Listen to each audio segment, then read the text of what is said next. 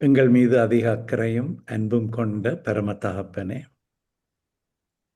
அப்பா, நாங்கள் நன்றி செலுத்துகிறோம் உங்களுடைய வார்த்தைகளை எங்களுக்கு தந்ததுக்காக. ஆண்டவரே, இருள் சூழ்ந்திருக்கிற பாவ இருள், அறியாமை இருள் சூழ்ந்திருக்கிற ஆண்டவரே, இந்த உலகத்திலே எங்களுடைய கால்களுக்கு தீபமாய், எங்களுடைய பாதைக்கு வெளிச்சமாய் உங்களுடைய வார்த்தை இருக்கிறதுக்காக நன்றி செலுத்தி துதிக்கிறோம்.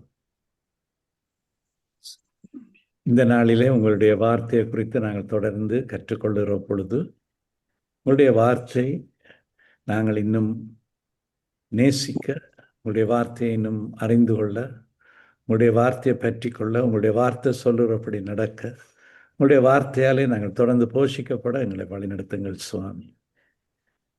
இயேசு கிறிஸ்துவின் நாமத்தினாலே ஜெபம் கேட்கிறோம் தகப்பனே, ஆமேன்.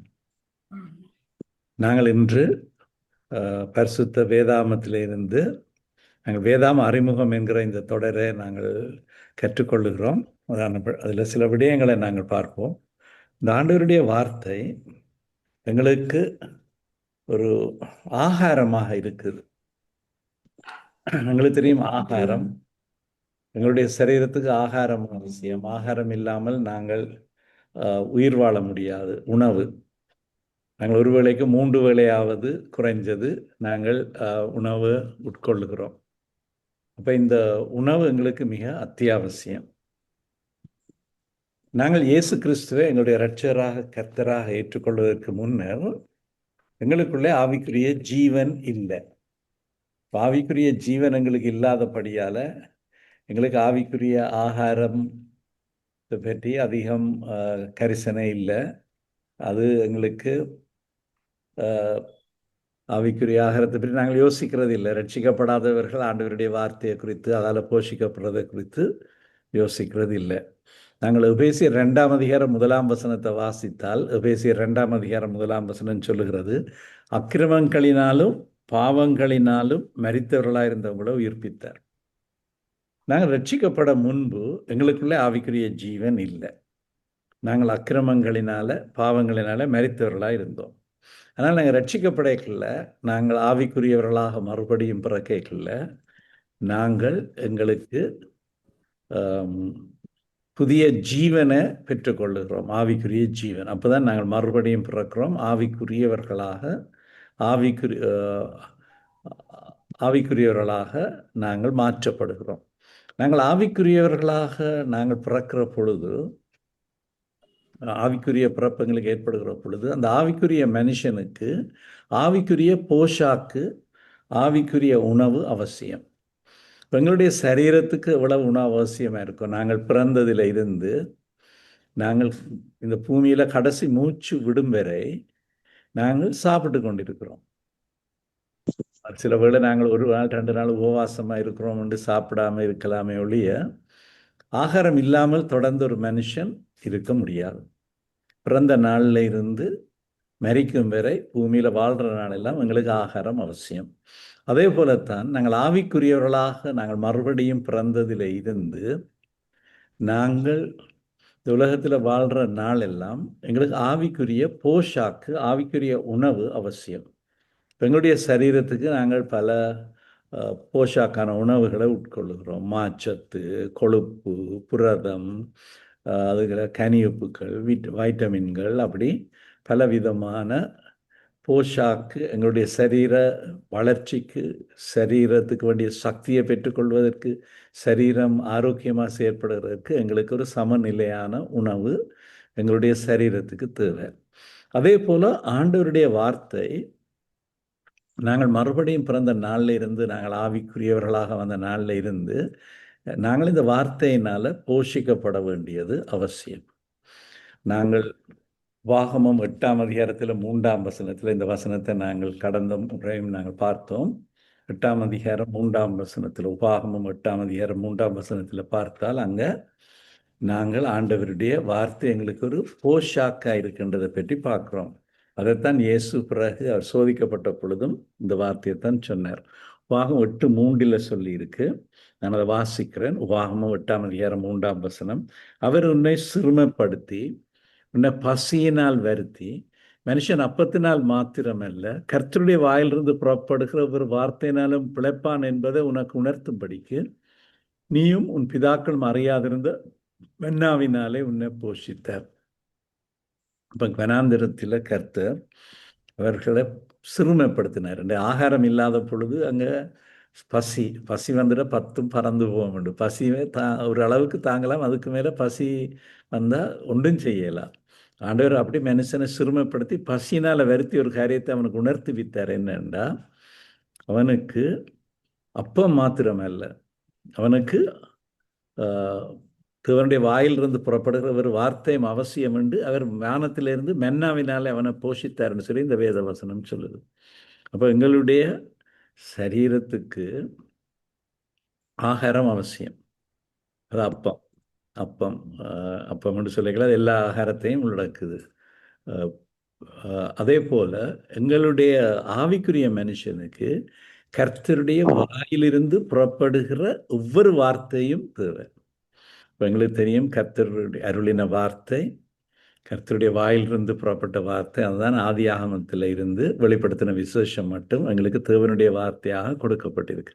இப்போ இந்த வார்த்தை எங்களுக்கு தேவை ஆவிக்குரிய பிழைப்பு உண்டாவதற்கு. அவர் சொல்லியிருக்கு, மனுஷன் அப்பத்தினால மாத்திரமல்ல, அது அப்பம் சரீர வளர்ச்சிக்கு, சரீர ஆரோக்கியத்துக்கு, சரீர செயற்பாட்டுக்கு அப்பம் தேவை, ஆகாரம், எல்லா விதமான ஆகாரம். நான் சொன்ன எல்லா விதமான ஆகாரம். அதே போல ஆண்டவருடைய வாயிலிருந்து புறப்படுகிற வார்த்தை, ஒவ்வொரு வார்த்தையும் எங்களுக்கு ஆகாரம் இருக்குது. எங்களுக்கு சரீர உணவு எங்களுக்கு பிழைப்பை உண்டாக்குறது போல கர்த்தருடைய வாயிலிருந்து புறப்படுகிற ஒவ்வொரு வார்த்தையும் எங்களுக்கு ஆவிக்குரிய பிழைப்பை உண்டாக்கு, ஆவிக்குரிய சக்தி, ஆவிக்குரிய பலன். அப்போ எங்களுக்கு ஆண்டவருடைய வார்த்தை எங்களுக்கு ஒரு ஆகாரமாக இருக்குது. அப்போ நாங்கள் மத்தேயு 4:4 நாங்கள் வாசிக்கிறோம், இயேசு இந்த உபாகமம் 8:3 நாங்கள் வாசித்த இந்த வார்த்தையைத்தான் இயேசு அங்கே மத்தேயு 4:4 அங்கே பிசாசால் சோதிக்கப்படுறதுக்கு சொன்னார். அப்போ அதே வசனம் தான் லூக்கா 4:4 சொல்லியிருக்கு. மத்தேயு 4:4 சொல்லியிருக்கு, லூக்கா 4:4. லூக்கா 4 வாசிக்கிறேன். அவர் பிரதியுத்தரமாக, மனுஷன் அப்பத்தினாலே மாத்திரமல்ல தேவனுடைய தேவனுடைய ஒவ்வொரு வார்த்தையினாலும் பிழைப்பான் என்று, தேவனுடைய ஒவ்வொரு வார்த்தையினாலும் பிழைப்பான் என்று எழுதியிருக்கிறது என்று சொல்லி அவர் பிசாசுக்கு சொன்னார். பிசாசு அதை சோதிக்கல. மத்தேயு 4:4 பார்த்தால் அங்கே சொல்லியிருக்கு, மனுஷன் அப்பத்தினாலே மாத்திரமல்ல தேவனிருந்து வாயிலிருந்து புறப்பட ஒவ்வொரு வார்த்தையினாலும் பிழைப்பான். இப்போ ஆண்டவருடைய வார்த்தை எங்களுக்கு ஆகாரமாக இருக்கு.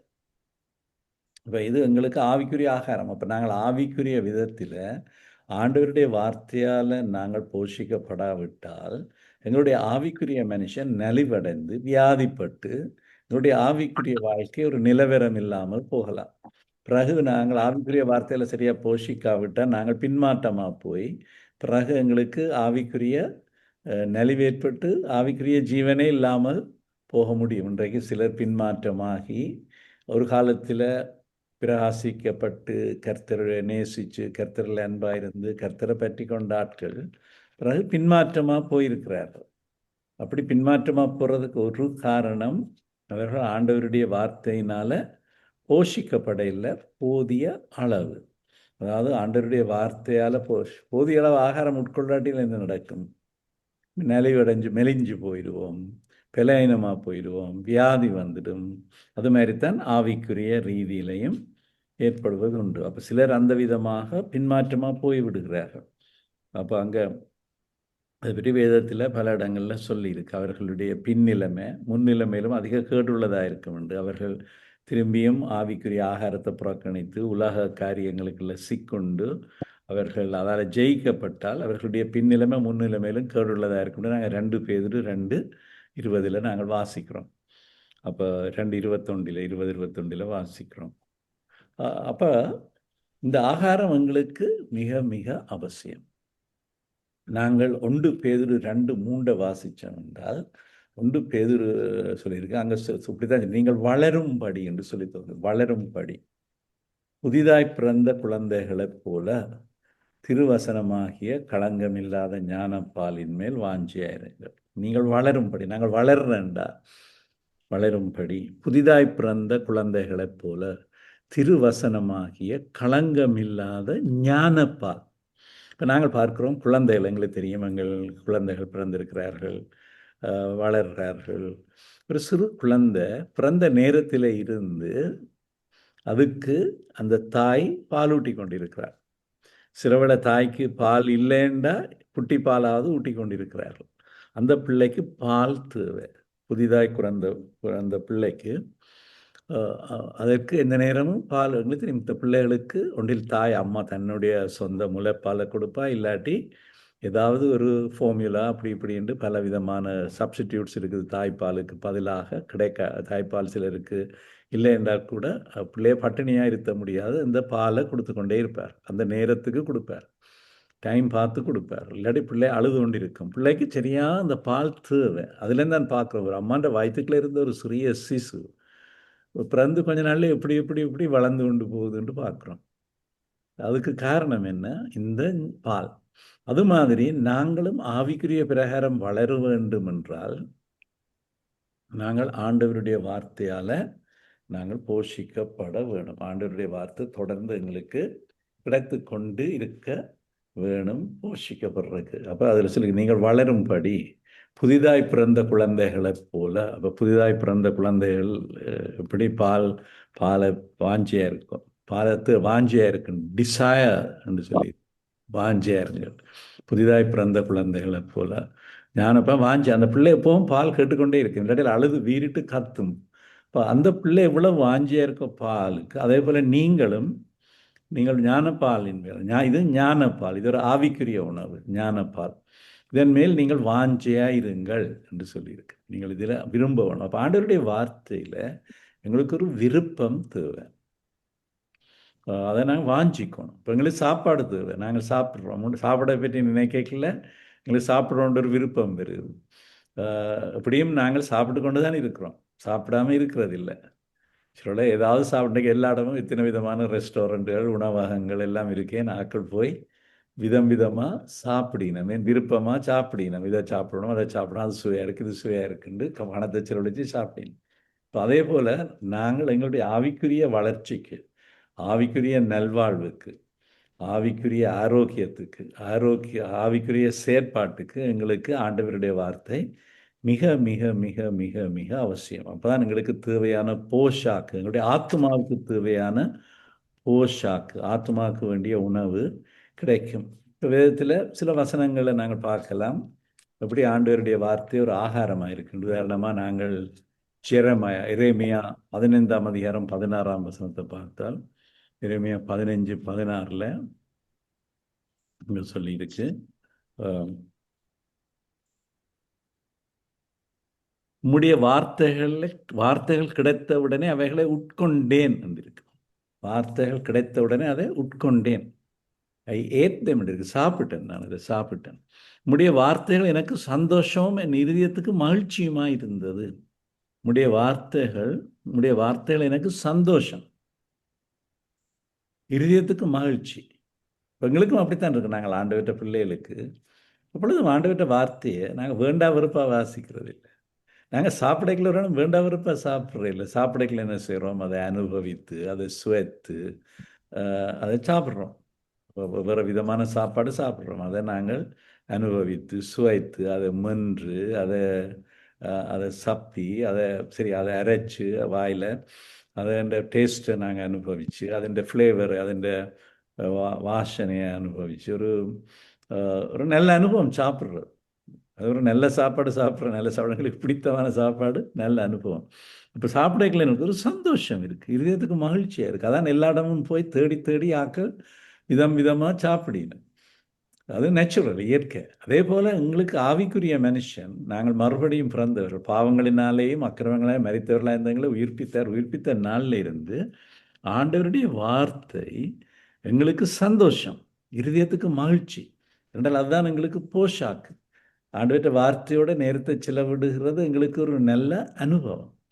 ஒரு வேண்டா வெறுப்பாக, எங்களுக்கு நிர்பந்திக்கப்படுற, கட்டாயப்படுத்தப்படுற ஒரு காரியமாக அல்ல. ஆண்டவருடைய வார்த்தை எங்களுக்கு ஆகாரமாக நாங்கள் யோபுனுடைய புஸ்தகத்தை பார்த்தோம் என்றால், யோபுடைய புஸ்தகத்தில் பல யோபு போன கஷ்டத்துக்குள்ளாலே அவருக்கு பல விதமான ஞானங்கள் கிடைச்சிருக்குன்னு சொல்லலாம். யோபுடைய புஸ்தகத்தில் 23:12 அவர் சொல்றார், அவர் உதடுகளின் கற்பனைகளை விட்டு நான் பின்வாங்குவதில்லை, அவருடைய வாயின் வார்த்தைகளை எனக்கு வேண்டிய ஆகாரத்தை பார்க்கிலும் அதிகமாய் காத்துக்கொண்டேன். அவருடைய வாயின் வார்த்தைகளை எனக்கு வேண்டிய ஆகாரத்தை பார்க்கிலும் அதிகமாய் காத்து ஆகாரத்தை பார்க்கலும், எங்களோட சரீரத்துக்கு வேண்டிய ஆகாரத்தை பார்க்கிலும் அவர் சொல்றார், ஆண்டவருடைய வாயின் வார்த்தைகளை அதிகமாய் காத்துக்கொண்டார். அந்த நாட்களில் அவருக்கு புதிய ஏற்பாடெல்லாம் இருக்குல்ல. யோபுன்ற காலத்தில் பழைய ஏற்பாடு பிரதானமாக அவர்களுக்கு அந்த காலத்தில் இருந்தது முதல் 5 புஸ்தகங்கள். வேறு என்ன யோபுக்கு இருந்ததுன்னு தெரியாது. ஆனால் அந்த வார்த்தைகளை அவர் சொல்றார், எனக்கு வேண்டிய ஆகாரத்தை பார்க்கிலும் அதிகமாய் காத்துக்கொண்டேன்.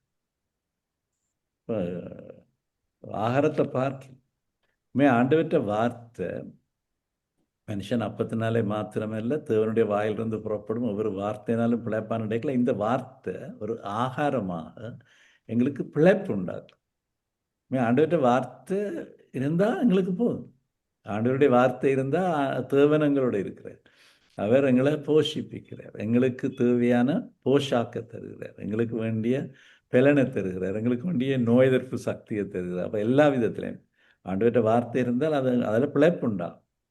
இப்போ மனுஷன் விசுவாசத்தினுடைய வார்த்தையினால் பிழைப்பான்னு சொல்லுது. அதே போல் விசுவாசத்தினால நீதிமான், விசுவாசத்தினால பிழைப்பான். விசுவாசம் என்னத்தில் விசுவாசம்? தேவனில் விசுவாசம். தேவனை எப்படி நாங்கள் விசுவாசிக்கிறோம்? நாங்கள் ரோமர் 1:16 வாசிக்கிறோம், மனுஷன் ரோமர் 1:16 பார்த்தா நீதிமான் விசுவாசத்தினால பிழைப்பான். எங்களுக்கு விசுவாசம் எப்படி வருது? ரோமர் 10:13 வாசிச்சிங்கன்னா அங்கே சொல்லி விசுவாசம் கேள்வினால் வருது, கேள்வி தேவனுடைய வசனத்தினால் வருது. ஆண்டவருடைய வார்த்தையால் தான் விசுவாசம் வருது. விசுவாசத்தினால தான் எங்களுக்கு நீதிமானாக்கப்படுகிறோம், பிழைப்பு உண்டாகும். அப்போ ஆண்டவருடைய வார்த்தை எங்களுக்கு ஆகாரத்தை பார்க்கிலும்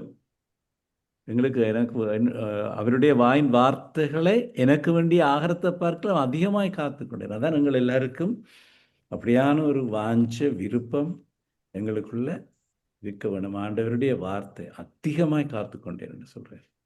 இப்போ நாங்கள் எபிரேயர்களின் நிரூபத்தில் பார்த்தோம் என்றால் 5ஆம் அதிகாரத்தில் அங்கேயும் ஆண்டவருடைய வார்த்தை ஆகாரம் என்று சொல்லியிருக்கு. அங்கே சொல்லியிருக்கு,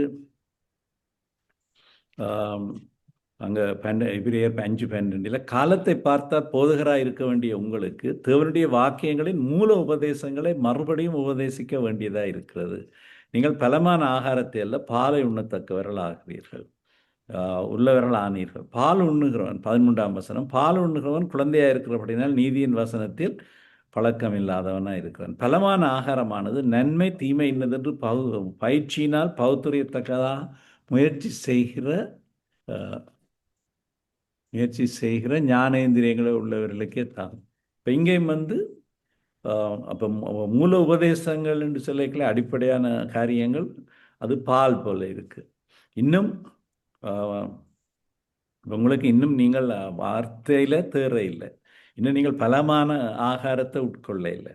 இப்போ ஆண்டவருடைய வார்த்தை ஒரு சமநிலை உள்ளது. இப்போ நாங்கள் சாப்பிடல என்ன செய்கிறோம்? தனியாக சோறு மாத்திரம் சாப்பிட இல்லை, நாங்கள் சோறோட மிரக்கறியும் சாப்பிட்றோம்.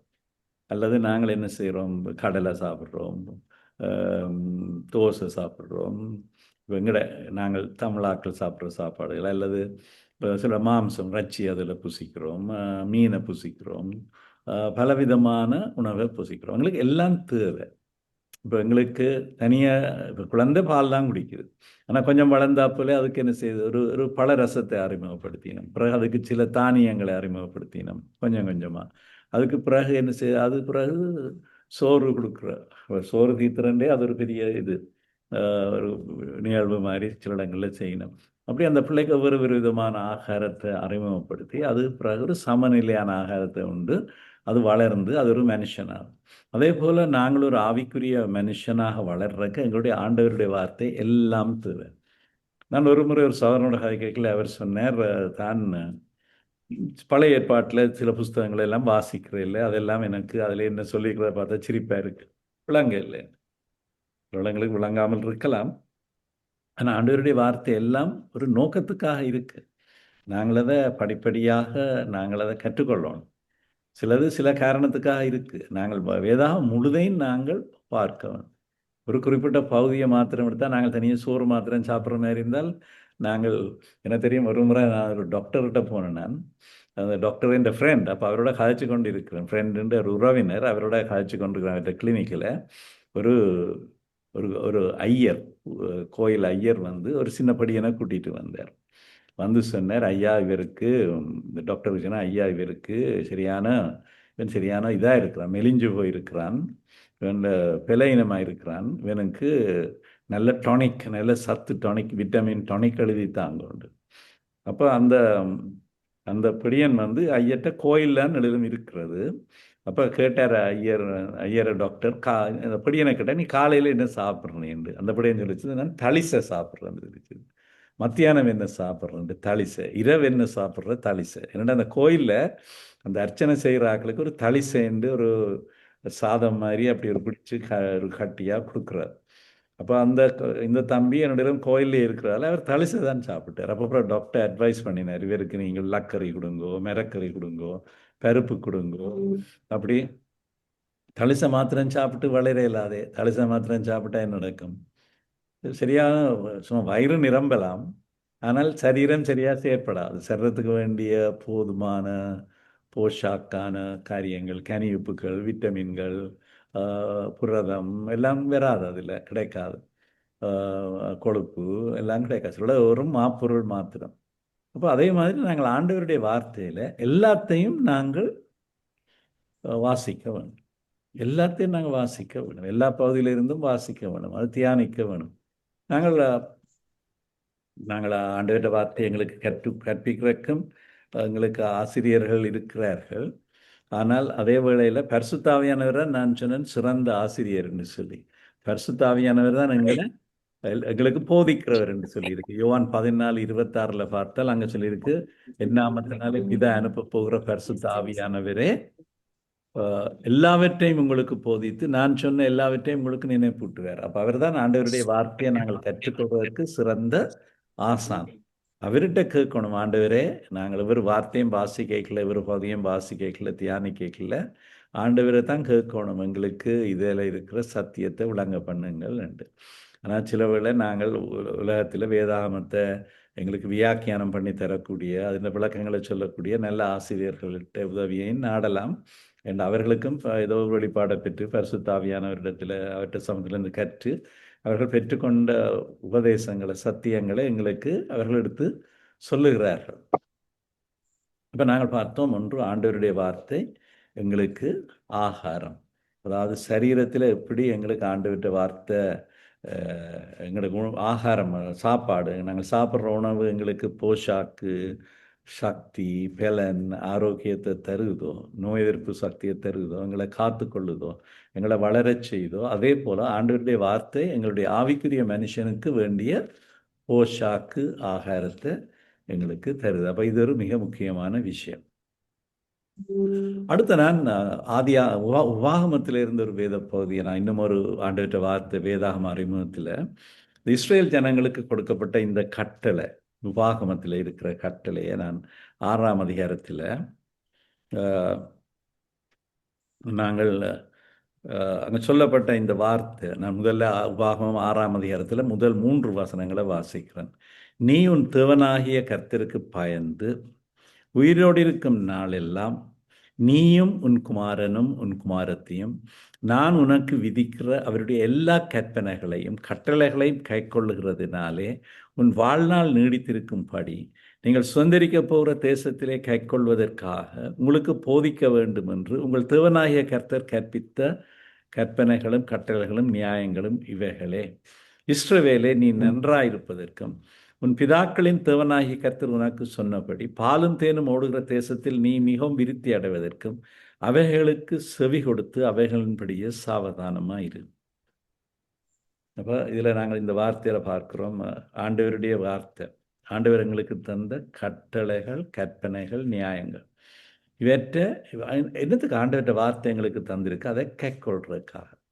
ஆண்டவருடைய வார்த்தையை கைக்கொள்ளாவிட்டால் வெறும் அறிந்திருந்தால் பிரயோசனம் இல்லை. வேதாகம் சொல்லுது அறிவு பெருத்தவன் நோவு பெருத்தவன் என்று.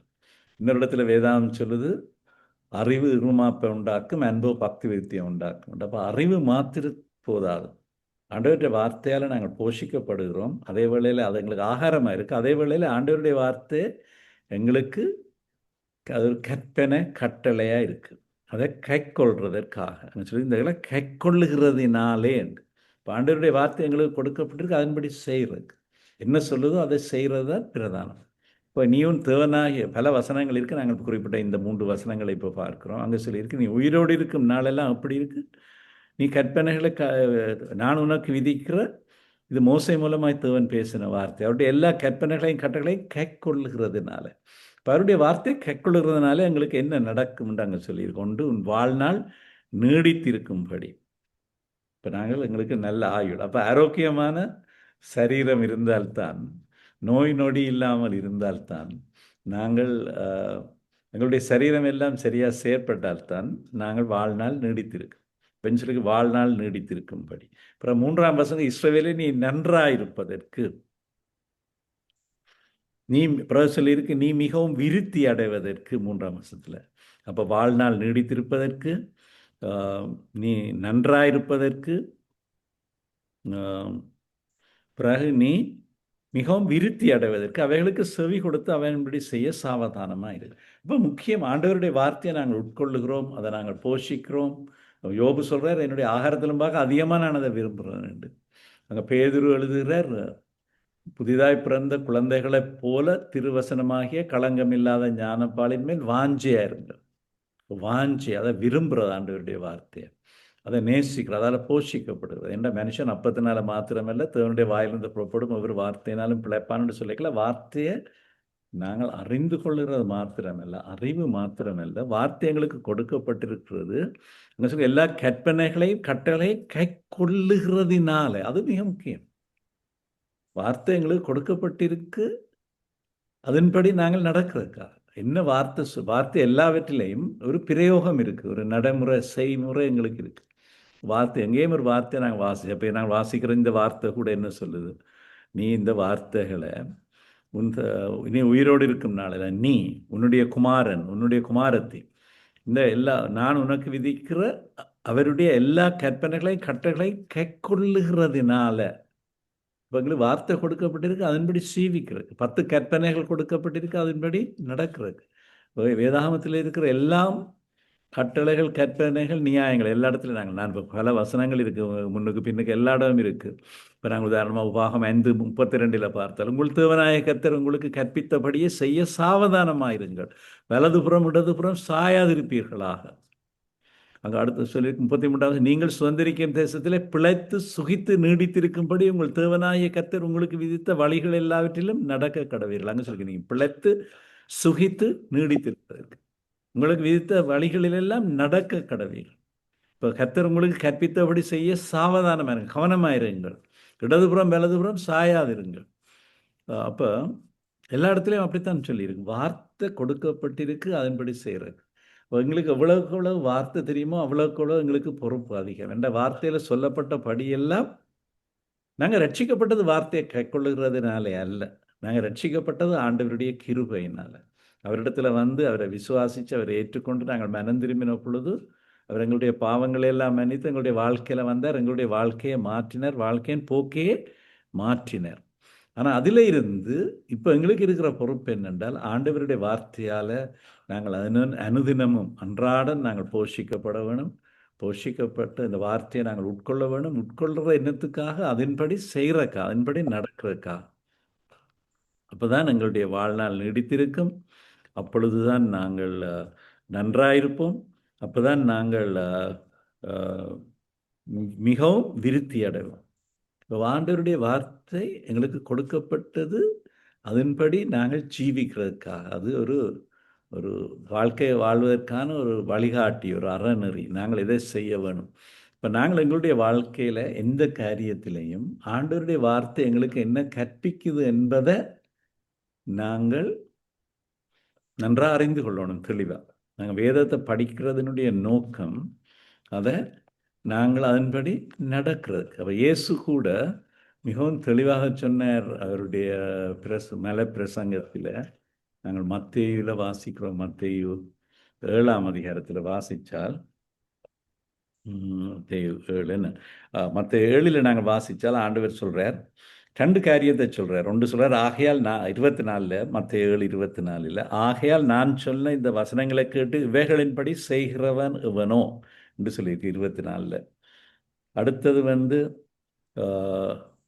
சொல்லியிருக்கு 26ஆம் வசனத்தில், நான் சொல்லிய இந்த வார்த்தைகளுக்கு இவைகளின்படி செய்யாதிருக்கிறவன் இவனோ. இப்போ 2 காரியம் இருக்குது. வார்த்தைகளை எல்லாரும் கேட்குறோம். சிலர் வார்த்தைகளை கேட்டு இவைகளின்படி செய்கிறவன் உண்டு, வார்த்தையை கேட்டு இவைகளின்படி செய்யாதிருக்கிறோம். அப்போ நாங்கள் இந்த வகையை சேர்ந்தவர்கள். வார்த்தையை கேட்டு அதன்படி செய்கிறவர்களா, வார்த்தையை கேட்டு இவைகளின்படி செய்யாதவர்களா? நாங்கள் வார்த்தையை கேட்டு செய்யாவிட்டால் எங்களுக்கு பிரயோசனம் இல்லை. வார்த்தையை கேட்டு இப்போ அதன்படி நாங்கள் வாசிக்கிறோம். ஆகையால் நான் சொல்லிய இந்த வார்த்தைகளை கேட்டு இவைகளின்படி செய்கிறவனுவனோ அவன் கண்மலையின் மேல் தன் வீட்டை கட்டின புத்தியுள்ள மனுஷனுக்கு ஒப்பிடுவேன். பெருமழை சொரிந்து பெருவெள்ளம் காற்றடித்து இந்த வீட்டின் மேல் மோதியும் அது விழவில்லை, ஏனென்றால் அது கண்மலையின் மேல் அஸ்திவாரம் போடப்பட்டிருந்தது. இப்போ வார்த்தையை கேட்டு அதன்படி செய்கிற மனுஷன் கண்மலையில் தன் வீட்டை கட்டின புத்தியுள்ள மனுஷன். பெருமழை பெருவெள்ளம் காற்று எல்லாம் அந்த வீட்டில் மோதிச்சா அது விளையில்லை, வீடு நிலைத்திருந்தது. ஆனால் இந்த வார்த்தைகளை கேட்டு இவைகளின்படி செய்யாதிருக்கிறவனோ அவன் தன் வீட்டை மணலின் மேல் கட்டின புத்தி இல்லாத மனுஷனுக்கு ஒப்பிடுவேன். பெருமழை சொரிந்து பெருவெள்ளம் காற்று அடித்து அந்த வீட்டின் மேல் மோதின போது அது விழுந்து முழுவதும் அழிந்தது. இப்போ வார்த்தையை கேட்கிறது மாத்திரம் போதாது. நாங்கள் வார்த்தையை கேட்கிறது எங்களுக்கு பிரயோசனமாக இருக்கிறது ஒப்பண்ட நாங்கள் வார்த்தையில் சொல்லப்பட்டபடியெல்லாம் செய்ய கவனமாக இருக்கிறதற்கு. நாங்கள் யாக்கோபனுடைய புஸ்தகத்தை நாங்கள் பார்ப்போம். யாக்கோபனுடைய புஸ்தகத்தில் 1ஆம் அதிகாரம் 22ஆம் வசனத்தில் யாக்கோபு 1:22 சொல்லியிருக்கு. அங்கே சொல்ல அல்லாமலும் நீங்கள் உங்களை வஞ்சியாதபடிக்கு, வஞ்சியாண்ட எங்களை நாங்கள் ஏமாற்றுகிறது, வஞ்சியாதபடிக்கு திருவசனத்தை கேட்கிறவர்களாய் மாத்திரமல்ல அதன்படி செய்கிறவர்களாயும் இருங்கள். இப்போ இல்லாட்டி நாங்கள் என்ன செய்கிறோம், எங்களையே நாங்கள் வஞ்சிக்கிறோம். அதில் டிசீவ்னு சொல்லியிருக்கு. எங்களையே நாங்கள் வஞ்சிக்கிறோம். டிசீவ்னா ஏமாற்றம். இப்போ திருவசனத்தை கேட்கிறவர்களாய் மாத்திரமல்ல, கர்த்தர் ஸ்தோத்திரம், முதல் திருவசனத்தை கேட்க வேணும். அப்போ தான் வார்த்தை எங்களுக்கு தெரிய வரும். வார்த்தையை தெரிஞ்சால்தான் நாங்கள் அதன்படி செய்யலாம். அப்போ வார்த்தை கட்டாயம் தெரியவே வேணும், அதை நாங்கள் அறிய வேணும். அதை நாங்கள் எல்லா விதத்திலையும் அது வார்த்தை எங்களுக்கு தேவை. ஆனால் வார்த்தையை கேட்டு அதன்படி செய்கிறது முக்கியம். அதன்படி செய்யாதவனானால் என்று சொல்லி திருவசனத்தை கேட்கிறவர்களாய் மாத்திரம் அதன்படி செய்கிறவர்களாயும் இருங்கள். எண்ணத்தினால் எனில் 23ஆம் வசனம் யாக்கோபு 1:23 எண்ணத்தினால் எனில் ஒருவன் திருவசனத்தை கேட்டும் அதன்படி செய்யாதவனானால் கண்ணாடியில் தன் சுபாவ முகத்தை பார்க்கிற மனுஷனுக்கு ஒப்பாய். கண்ணாடியில் தன்னுடைய சுபாவ முகத்தை பார்க்கிற மனுஷனுக்கு ஒப்பாயிருப்பான். அவன் தன்னைத்தானே பார்த்து அவிடம் விட்டு போன உடனே தன் சாயல் இன்னதென்று மறந்து விடுகிறான். அது யார்? வார்த்தையை கேட்டு அதன்படி செய்யாதவன். பார்த்து போட்டு அவிடம் போன உடனே, அப்போ இது ஒரு கண்ணாடி, முகம் பார்க்குற கண்ணாடி மாரி. நாங்கள் எல்லோரும் நிச்சயமாக ஒரு நாளும் கண்ணாடியை பார்த்து கொண்டிருக்கிறோம், முகத்தை பார்த்து கொண்டிருக்கிறோம். கண்ணாடியிலேயே நாங்கள் எங்களை சரி செய்கிறோம், எங்களை அழகுபடுத்துகிறோம். கண்ணாடியில் முகம் பார்க்குறது கட்டாயம் தேவை. சிலோட எனக்கு தெரியும், சில பெண்கள் அவன் ஹேண்ட்பேக்களோடு ஒரு சிறிய கண்ணாடி வச்சுருப்பினோம், பார்க்குற இடையில சரியாக இருக்கும். நான் வேலை செய்கிற இடத்துல பார்த்தா பின்னேரம் 5 மணிக்கு வேலை முடியும், 4:30 அப்படி பார்த்தால் அங்கே கணக்கு பெண்கள் தான் வேலை செய்தார். நான் கடைசியாக வேலை செய்கிற இடத்துல சுமிட்டோமோவில் எல்லோரும் எல்லாம் வாஷ்ரூமுக்கு போய் முகம் எல்லாம் கழுவி தங்களை அளவுபடுத்தி கொண்டு இருப்பார்கள். புகைகளை பார்த்தால் காலையில் எப்படி வந்தாரோட வேலைக்கு அது மாதிரி தங்களை அளவுபடுத்தி தான் போவார். அப்போ கண்ணாடியை பார்த்து கொண்டு இருப்பார்கள். நாங்கள் ஆண்கள் அதை பற்றி அவ்வளோ யோசிக்கிறே இல்லை. அங்கே சொல்லியிருக்கு, சுயாதீன 25ஆம் வசனத்தில் சுயாதீன பிரமாணமாகிய பூரண பிரமாணத்தை உற்று பார்த்து அதிலே நிலைத்திருக்கிறவனே கேட்கிறதை மறக்கிறவனாயிராமல் அதற்கேற்ற கிரியை செய்கிறவனாயிருந்து தன் செய்கையிலே பாக்கியவானார். இப்போ இதான் இந்த பூரண பிரமாணம், இதான் ஆண்டவருடைய வார்த்தை. சுயாதீன பிரமாணமாகிய பூரண பிரமாணம் உற்று பார்த்து நாங்கள் ஆண்டவருடைய வார்த்தையை நோக்கி பார்க்கிறேன்டா அதில் என்ன இருக்குது எங்களுக்கு கைக்கொள்றதுக்கு, கீழ்ப்படுகிறதுக்கு, செய்கிறதுக்கு. ஆண்டவர் என்ன சொல்கிறார், இல்லை என்ன செய்ய வேண்டாம் என்று சொல்கிறார், எதை பற்றி எச்சரிக்கிறார், என்ன முன்மாதிரியை காண்பிக்கிறார், எது தவறான முன்மாதிரி. ஆண்டவர் வார்த்தை எங்களுக்கு ஏதோ ஒரு காரியத்தை சொல்லிக்கொண்டே இருக்குது. அதிலே நிலைத்திருக்கிறவனே, இப்போ அதை கேட்டு அதை உற்று பார்த்து அதில் நிலைத்திருக்கிறவனே கேட்கிறதை மறக்கிறவனாயிரான். கேட்கிறதை மறக்கிறவனாயிராமல் அதற்கேற்ற கிரிய செய்கிறவனாயிருந்து தன் செய்கையிலே பாக்கியவானாயிரு. இப்போ அவன் செய்கிற காரியம் வாய்க்கும், பாக்கியவானாயிரும்.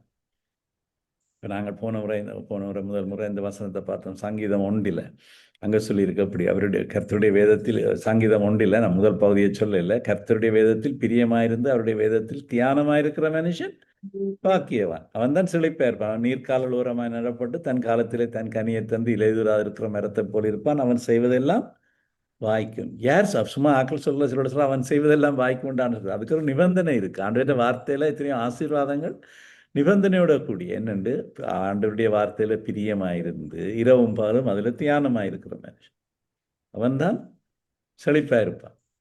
நீ வார்த்தையின்படி செய்கிற மனுஷன்.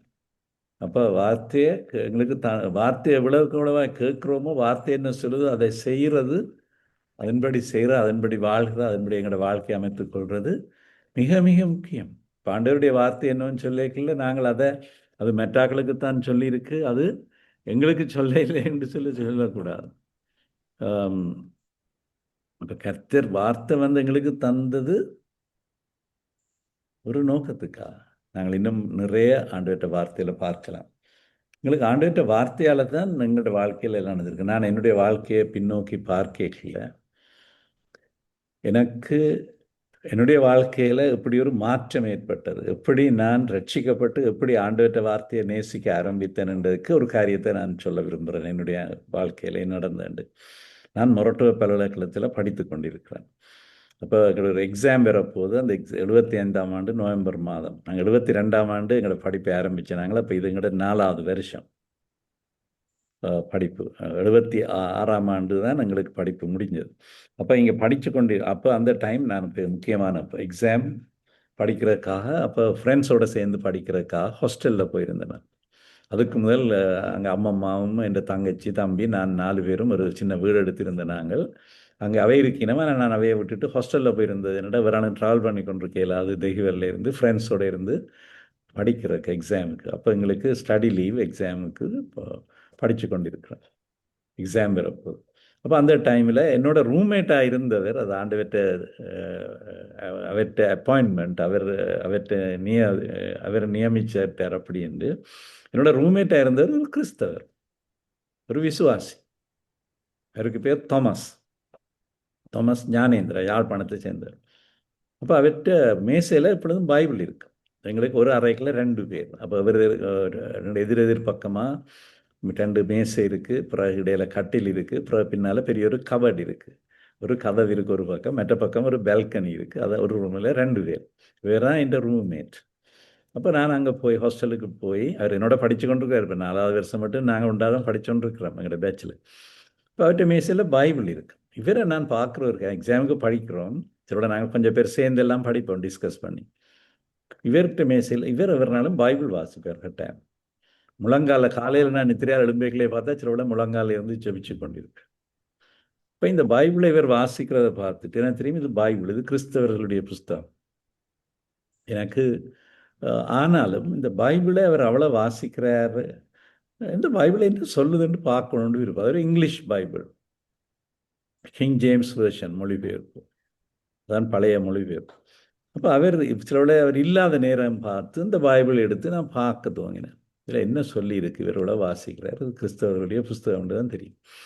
ஆனால் அதை வாசிக்கல. அவர் வசனங்களை சிலது சுவத்த மையால் கோடு போட்டிருக்கிறார். அப்போ நான் அதை தட்டி தட்டி பார்த்தேன்.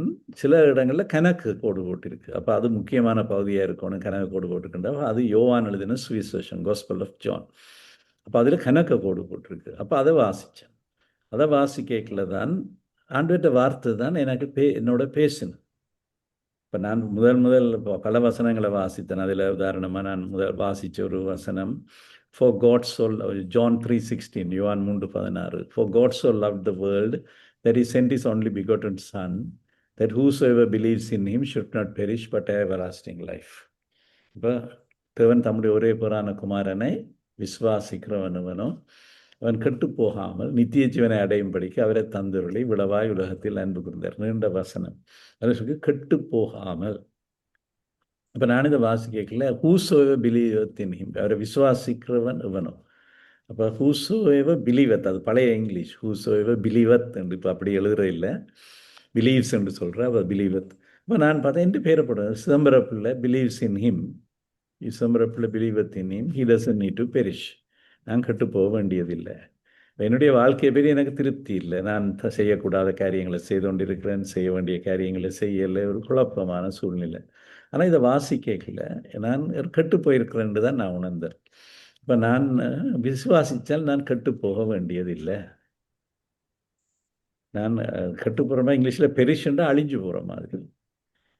நான் அந்த நாட்களில் படிக்கிற நாட்களில் கூட ஏன் வாழ்க்கை வாழணும்னு கூட எனக்கு சில வேளை ஒரு வாழ்க்கை சலிப்பாக இருந்திருக்கு. 2 முறை சீரியஸாக யோசிச்சேன்னா தற்கொலை செய்தால் என்னண்டு. எனக்கு அப்படி ஒரு பிரச்சனையும் இல்லை, தற்கொலை செய்கிறதுக்கான விரக்தி ஏமாற்றம் இல்லை. ஆனாலும் ஒரு வாழ்க்கை அர்த்தம் இல்லாமல் இருந்தது. அப்புறம் நான் யோசிக்கிறேன், எனக்கு நான் தான் குடும்பத்தில் 6 பேர், நான் தான் மூத்தவர். எனக்கு அடுத்த தங்கச்சி, தங்கச்சி என்ன சரியான அன்பு. இன்றைக்கே தங்கச்சி கரை நேரம் கதைச்சிக்கணும் இந்த ஆஸ்திரேலியாவில் இருந்தபடி.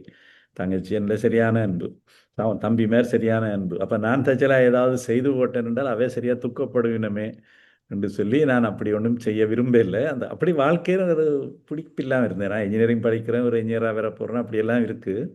ஆனால் அது பெரிய ஒரு இது இல்லாமல் எனக்கு அது பெருசாக இருக்குல்ல. ஆனால் இந்த வார்த்தையை வாசிக்கல, விசுவாசிச்சா கட்டுப்போகல.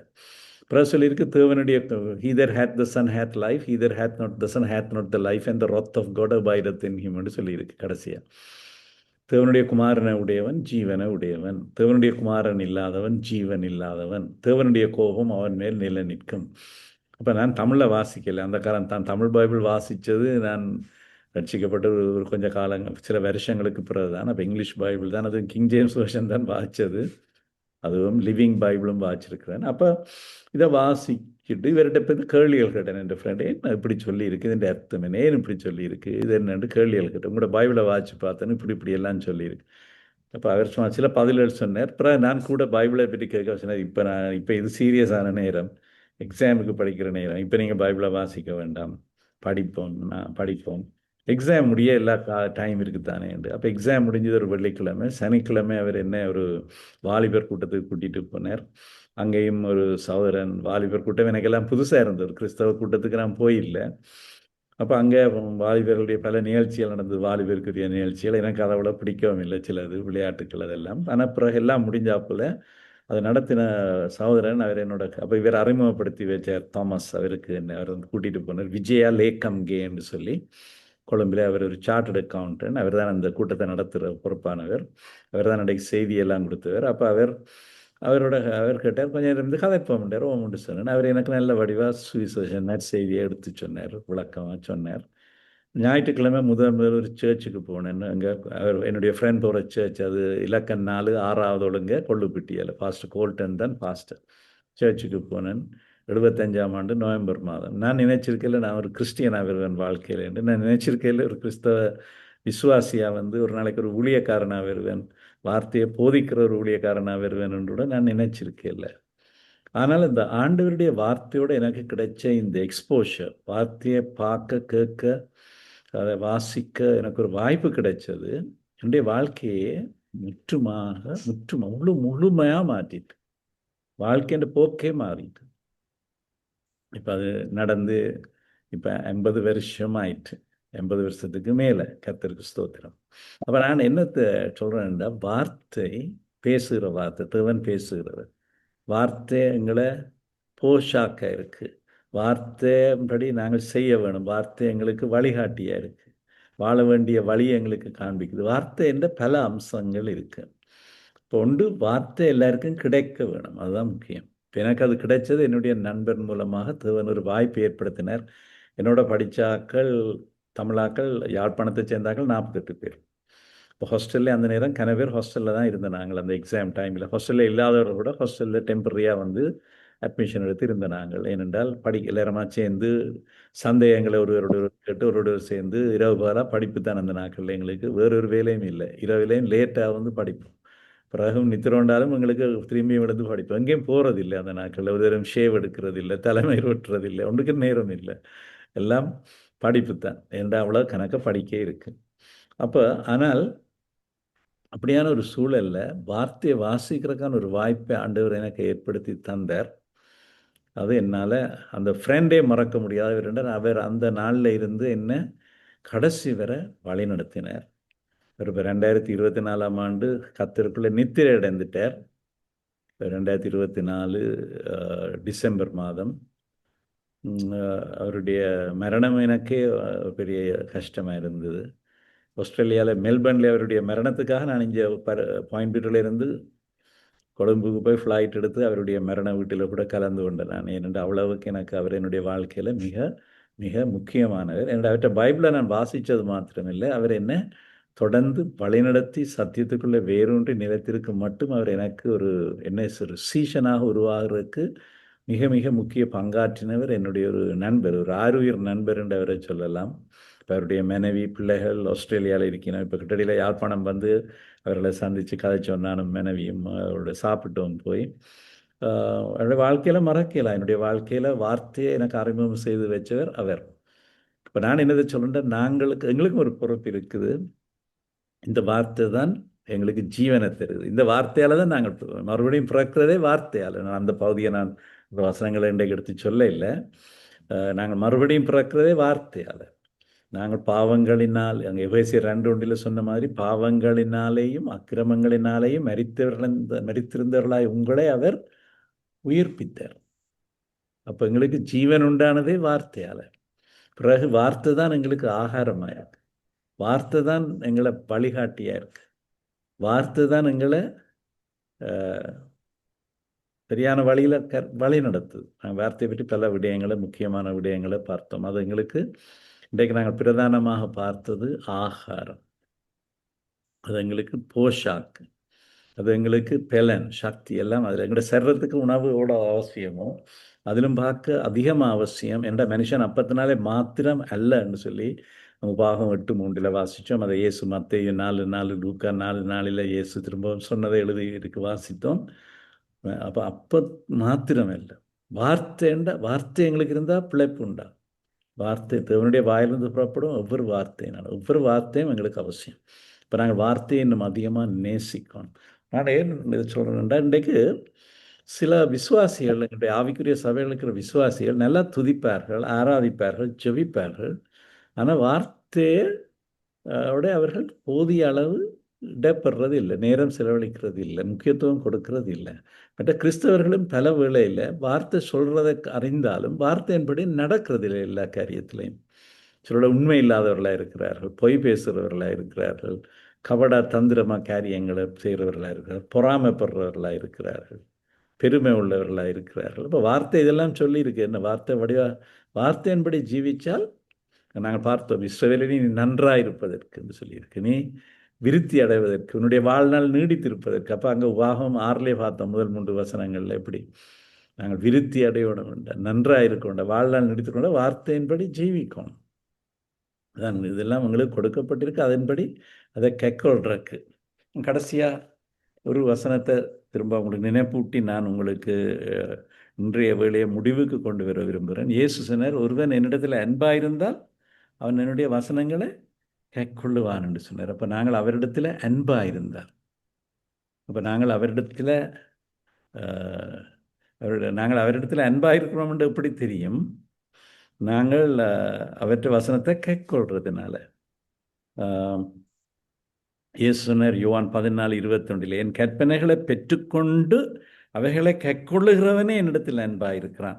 என்னிடத்தில் அன்பாயிருக்கிறவன் என் பிதாவுக்கு அன்பாயிருப்பான். நானும் அவனில் அன்பாயிருந்து அவனுக்கு என்னை வெளிப்படுத்துவேன். அப்போ என்னுடைய கற்பனைகளை பெற்று அவைகளை கைக்கொள்ளுகிறவன் என்னிடத்தில் அன்பாயிருக்கிறான். இப்போ 23ஆம் வசனத்திலேயும் இயேசு சொல்கிறார், ஒருவன் என்னில் அன்பாயிருந்தால் அவன் என் வசனத்தை கைக்கொள்ளுவான், அவனிடத்தில் பிதா அன்பாயிருப்பார், நாங்கள் அவனிடத்தில் வந்து அவனோட வாசம் பண்ணுவோம். பிதா, அதான் நாங்கள் பிதா, குமாரன், பரிசுத்தாவியான் அவனிடத்தில் வந்து அவனோட வாசம் பண்ணுவோம். ஆண்டவர் வந்து எங்களோட இருப்பார். வசனத்தை கைக்கொள்ளுகிறவன், ஒரு விதத்தில் அன்பாயிருந்தால் வசனத்தை கைக்கொள்வான். அப்படியே கைக்கொள்ளுகிறவனிடத்தில் பிதாவும் அன்பாயிருப்பார். இயேசு சொன்னார், நாங்கள் ஒருவன் அவரிடத்தில் அன்பாயிருந்தால் அவருடைய வசனத்தை கைக்கொள்வான், அப்படியான இடத்துல பிதாவும் அன்பாயிருப்பார். அங்கே இயேசு, பிதா, பரிசுத்தாவியானவர் வந்து அவனோட வாசம் பண்ணுவோம் என்று சொன்னார். அப்போ ஆண்டவர் எங்களோட இருப்பார், நாங்கள் அவருடைய வார்த்தையை கைக்கொள்ளுகிறது இருக்கிறதுனால இன்றைக்கு நான் இந்த வேதா அறிமுகம் என்ற தொடரில் இன்றைக்கு நாங்கள் 4வது முறை ஆண்டவருடைய வார்த்தையை நோக்கி பார்க்கிறோம். ஆண்டவருடைய வார்த்தை எங்களுக்கு ஸ்தோத்திரம். ஆண்டவருடைய வார்த்தை நான் வார்த்தையை அதிகமாக நேசிக்கணும். 1 பேதுரு 2:3 சொல்லப்பட்டது போல, நீங்கள் வளரும்படி புதிதாய் பிறந்த குழந்தைகளைப் போல திருவசனமாகிய களங்கமில்லாத ஞானப்பாலின் மேல் வாஞ்சையாயிருங்கள். இப்போ எங்களுக்கு அப்படியான ஒரு வாஞ்சை, திருவசனம், களங்கமில்லாத ஞானப்பால், அதை நாங்கள் அதிகமாக நேசிக்கணும். அதான் யோபு சொல்கிறார், நாங்கள் வாசித்தோம் யோபு 23:12 அவர் சொன்னார், அவருடைய வாயின் வார்த்தைகள் எனக்கு வேண்டிய ஆகாரத்தை பார்க்கலும் அதிகமாய் காத்துக்கொண்டேன். இப்போ எங்களுக்கு ஆகாரம் தேவை, பசி பெறும். அது மாதிரி ஆண்டவருடைய வார்த்தையை பற்றியும் எங்களுக்கு ஒரு பசி தாகம், ஒரு பசி இருக்கணும். அதை நாங்கள் ரெகுலராக ஒழுங்காக கிரமமாக அதில் போஷிக்கப்படும். இப்போ நாங்கள் நாங்கள் ஆண்டவருடைய வார்த்தையை மற்றவர்களுக்கு கிடைக்கத்தக்கதாக செய்யணும். நாங்கள் அதை பற்றி நாங்கள் இன்னும் ஒரு வேளையில் பார்ப்போம். ஆண்டவருடைய வார்த்தையை எங்களிடத்திலேருந்து மற்றவர்களுக்கும் கிடைக்கும். அதுக்கு நாங்கள் எப்படி அதை செய்கிறன்றதை பற்றியும் சில விடயங்களை நாங்கள் இன்னொரு முறை பார்ப்போம். நீங்கள் யாராவது ஏதாவது கருத்து பகிர்ந்து இருந்தால் நீங்கள் சொல்லலாம்.